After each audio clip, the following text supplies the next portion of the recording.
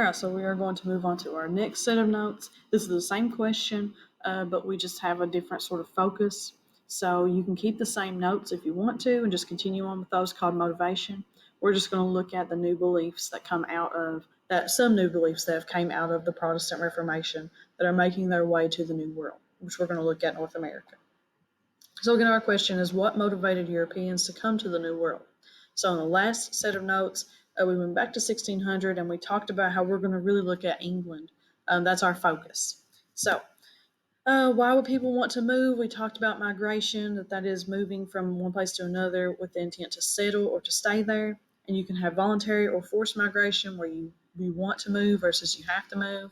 You have push factors and pull factors, where a push factor pushes you away from another country and a pull factor pulls you to another country or a new place.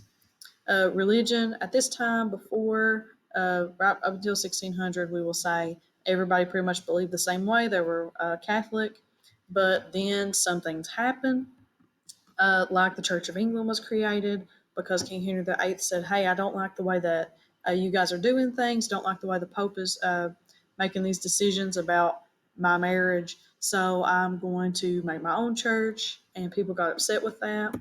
The printing press was like a copier, so it allowed people to get their ideas out. People were able to get their own copies of the Bible and read for themselves and see if they think they interpret it differently or see if they just don't like it at all and want to figure out something new. And this sparked a whole Protestant Reformation, which is like making new Christian religions and other stuff, but other stuff eventually came out of that. But we're looking specifically here right now at branches of Christianity. So people started traveling to the New World. That's where we ended. So what we're going to talk about now is some of these new beliefs that came to the New World. So write this down. There were separatists. This was a group of people who thought the Church of England was against the Bible, so they separated themselves from that religion. So they went totally away. They said, "This is not right. I don't feel like this is right. I like the Bible. I want to go with what the Bible says, but what they're saying about it isn't. It doesn't match up with what I think." So there were this group called the Separatists. So two groups of separatists that we'll talk about are Pilgrims and Puritans, and these were separatist groups who sought religious freedom in the New World, which is the Americas. So write that down. The Quakers. This was another group. So they were also, write this down. They were also called the Society of Friends, and they pretty much thought that salvation was available to all people. They said it doesn't matter if you believe a little bit differently. It doesn't matter if you look a little differently. It doesn't matter anything about you as a person or like the place that you came from. What matters is everybody can have salvation. That's what they believed. That sounds good, right?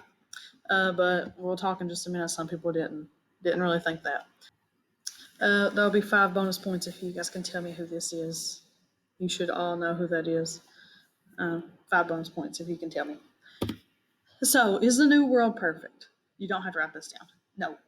There were still differences between people and groups, but overall, people were more tolerant of having different ideas. Everybody sort of knew that, okay, we're coming from this old place and we're coming to a new place. Let's have a new start. But, there's still some drama that happens. There's still some people who don't agree with what others are doing and they just want to make that known and they want to make everybody have a hard time.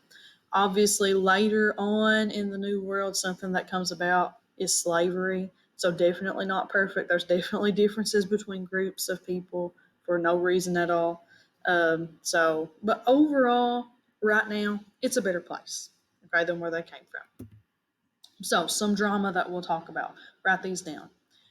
There's this girl called Anne Hutchinson. She was a prominent Puritan speaker. So remember, a Puritan is a separatist group. There's somebody who broke away from the Catholic Church and came over to the New World, to America. And she encouraged people to maintain their own relationship with God and to not depend on a minister.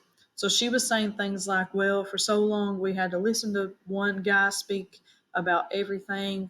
Make your own opinion. You develop your relationship with God if you are a Puritan. Sounds good, but that didn't go over so well for her. Write these down. She was tried and convicted for undermining the church authorities. They did not like that she was telling people don't listen to a minister. So that didn't turn out very good. She was actually banished from the Massachusetts Bay Colony. She was excommunicated. She was sent away. She couldn't come back. But she went on to found Portsmouth in present day Rhode Island. So, some good things for her. Next, write this down, the Salem witch trials. You should have heard about these. People were accused of witchcraft in colonial Massachusetts, especially in the town of Salem. There were more than 200 accused, 30 found guilty, and 19 were executed by hanging. So later we will talk about a little bit more about the Salem witch trials because it's just something that's really an interesting part of history to me, and everybody usually likes talking about that. So I'll make some time to talk about that shortly in this chapter. And next, write this down, the Quakers. They were still targeted for their weird views on Christianity. People did not think that that was really good, saying that anybody can be saved. They did not, they thought they were weird. They thought the things that they did were strange. So William Penn, this guy comes about and he founded a colony just for the Quakers. So they sort of sought religious freedom in not the United States, in the New World, but then in the New World, they had to also seek a new place to be protected from people who just didn't like them. And William Penn, obviously, he founded this thing called Penn's Colony, which is now Pennsylvania. And this guy, Roger Williams, he advocated for separation of church and state in the colonies. That's really important because now you should know, if you don't, we're going to talk about it later this year. There is this thing where we have a separation of church and state. So that means that I can't come in and tell you, hey, believe this certain way. Hey, we're going to have a certain type of prayer at this time every day. I can't bring that in legally and force that on you. Because there's a separation of church and state. So church, personal versus state, what we come in like business wise, public education, things like that. So that's where we're going to stop for this set of notes. We just talked about the beliefs. If you have any questions about that, just let me know.